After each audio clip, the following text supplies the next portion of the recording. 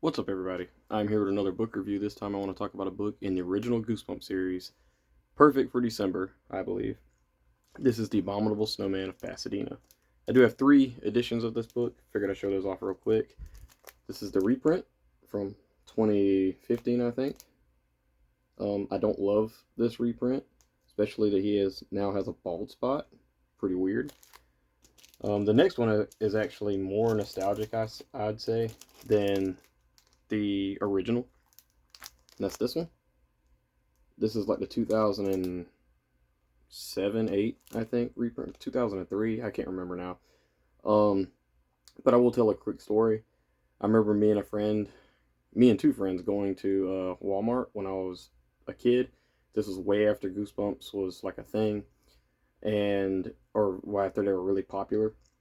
And they had this big billboard, and it was like a fever dream almost because I remember having the Ghost Beach ghost on top of it and had all these books. And in my head, at the time, I used to buy Goosebump books for like 50 cents. So I was like, oh, well, this has to be like 50 cents also. It's kind of a dumb kid. So I grabbed this one, and I can't remember if I grabbed this one and the Ghost Next Door, this one and How I Got My Shrunken Head. I think I got this one, How I Got My Shrunken Head. And later on, I found it kind of funny, because this is number 38, and How I Got My Shrunken Head is number 39. But I could have got this one on the Ghost Next Door because I did have a friend with me that loved the Ghost Next Door. It was one of his favorites, and he said, "You got to read this one." And so I do remember getting that one. I just can't remember what book was with that one. But yeah, this is the Abominable Snowman of Pasadena reprint. Very cool. And last but not least, this will be the one I'll be holding up for this review. This is the original print. I can't remember. I don't think this is first edition, first print, or anything like that. In fact, this is like a later edition that I got, because it actually has a half price books sticker on there. I probably have multiple copies of this book. Again, I really need to organize, but I do have a funny story about this too. I went to a Goodwill before they closed, and I found like four copies of this book, and it was just this cover, and I got every one of them. So yeah, pretty cool. And one thing I want to point out too that doesn't have anything to do with books. If you guys see my eye, um, if you guys look at it kind of close, I have like a little blemish on there. It is not eyeshadow. I was at work and I was picking up a box and it scratched my eye. Um, I'm not hurt. I didn't even realize it hurt till I got home, and the kids were asking me if I put eyeshadow on, and I said no. And I was like, why? And they're like, you have a scratch on your eye. So I was like, oh, okay. And I do remember picking it up and hit my eye. So that's why. So yeah. And I have one more thing to show you guys, and this is something that was pretty cool. When I go to Goodwill, I never look at clothes. Um, I just look for books and movies. So I do have this. This is the Abominable Snowman of Pasadena. It's like a T-shirt. Not entirely sure how old this one is. Um, so yeah, I don't think this is from the 90s. I think this is like a redone shirt or whatever. So pretty cool stuff. That's the only merchandise I have for the Abominable Snowman of Pasadena. I know there's like toys and stuff. I don't have any of that. But yeah. So as far as the book goes, I remember as a kid reading this and thinking it was just alright. In fact, on Goodreads, I give it like a 3 out of 5 stars. And some might say that's probably what it deserves. So I started reading this book. The first beginning of this book is basically we get introduced to Jordan and Nicole. They're at their house. They live in California. They've never seen snow, and they really want to see snow. They've never seen it. I think it's December in this book, and everybody's having like a wintry snow across the world, whatever, and they really want it. So they're outside in a blazing heat of Pasadena, California, and they're just kind of hanging around. Nothing's going on. Their dad comes home, and he says that he wants to print some pictures out. So they go inside his dark room, and they got these. He uses like old time cameras and stuff, and he goes and takes pictures of these bears. He's like a photographer. Their dad is recently divorced, and their mom lives somewhere else. I can't remember where she lives, but they can't stay with her because she hasn't got furniture yet. So the dad, he's out there printing pictures, and he gets these pictures and he doesn't see anything. He sees like a picture of a teddy bear instead of these black bears or brown bears or whatever that he got. And it turns out to be a practical joke from Jordan. And Jordan's like this practical joker. He loves pulling pranks and stuff. Um, Nicole's kind of the know-it-all. She likes to like Actually, this and that. So yeah, there's that. They go outside, and the dad's in high spirits for this because he does have the actual pictures. And yeah, um, they go to their friend's house, Lauren. They get on bikes, and the first couple of chapters of this book is very boring. Like I thought this was, I was like, I kind of see why I didn't like this. So they go to the friend's house. They start riding. They go get ready to ride bikes. They get Lauren outside. They come back to their bikes and they're put on like backwards, like the handlebars are sideways, seats on backwards, all kinds of crazy stuff. And it turns out it's just the Miller twins that did that. And they spray them with super soakers. They're getting ready to go out to eat later on for like a dinner for their dad, and they got like nice clothes on. They fall in his compost heap, and that's like basically the first beginning of this chapter. We do learn a little bit later on that the dad got invited to go to Alaska to film and take a picture of this abominable snowman, basically like a Bigfoot Yeti kind of thing. And they're not even sure if it's real, but he's getting paid to go do it. So he said he'll go do it. He'll go try to find pictures of this thing. So yeah, and after that, after the first couple of chapters, they're back. They're in Alaska. They're on a helicopter flying to Alaska. They get dropped off, and I do remember this jump scare when I was a kid, kind of like a cliffhanger thing. They said there's the abominable snowman, and it's not really a prank.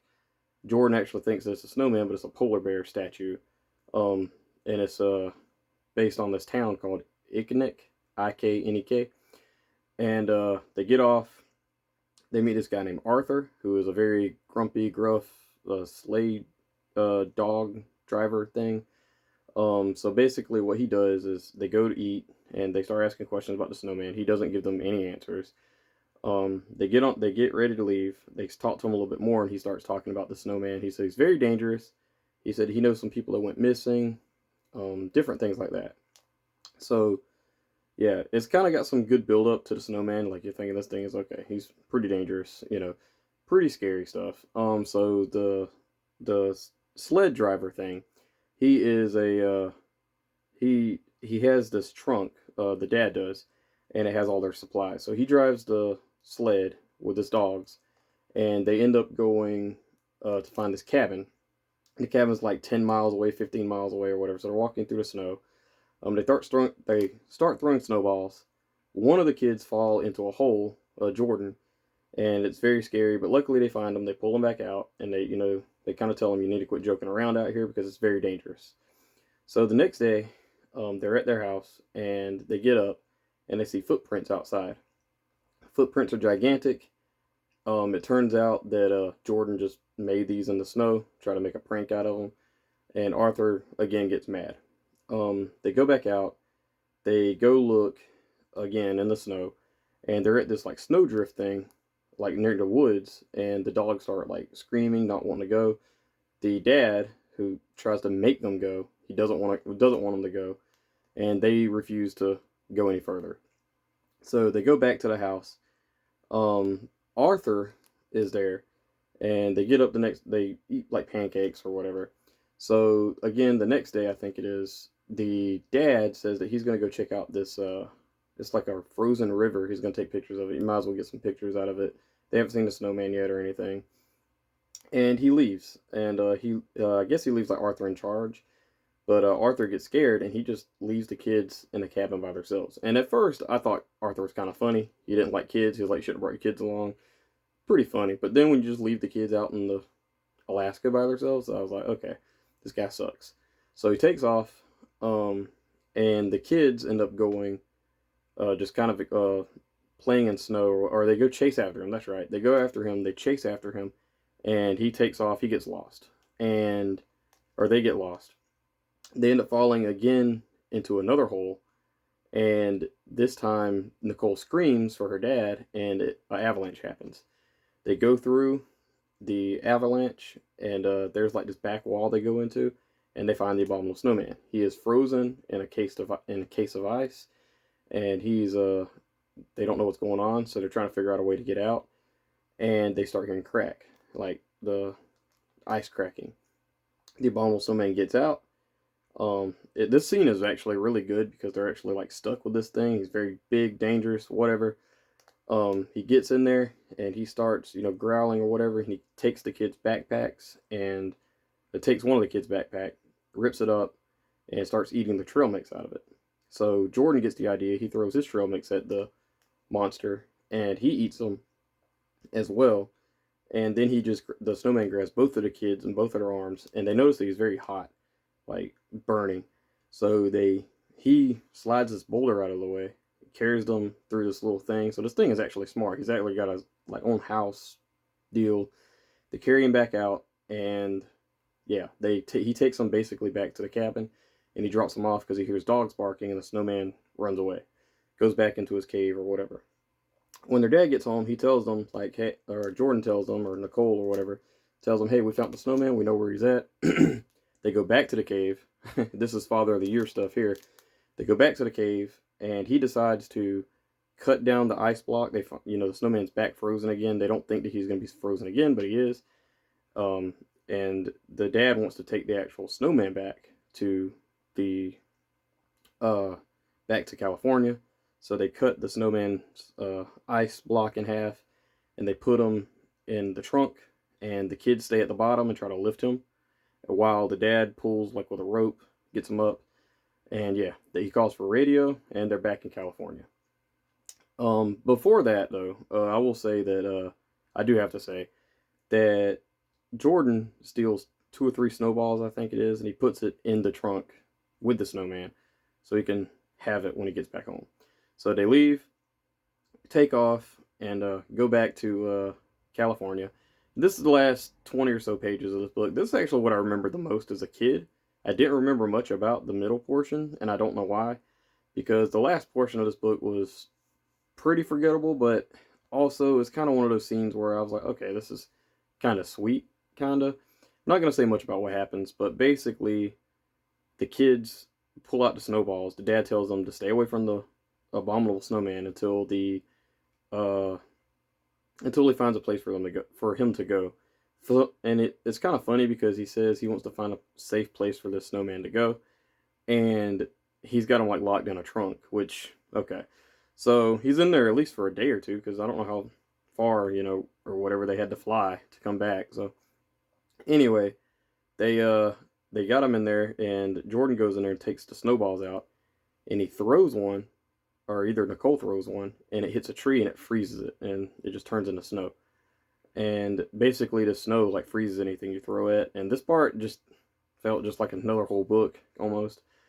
And yeah, not much happens here. The snowman does come back to life, and it's kind of rushed ending, so it's not amazing. So yeah, so this book I was torn on. The first half of this book, first 20 pages, was very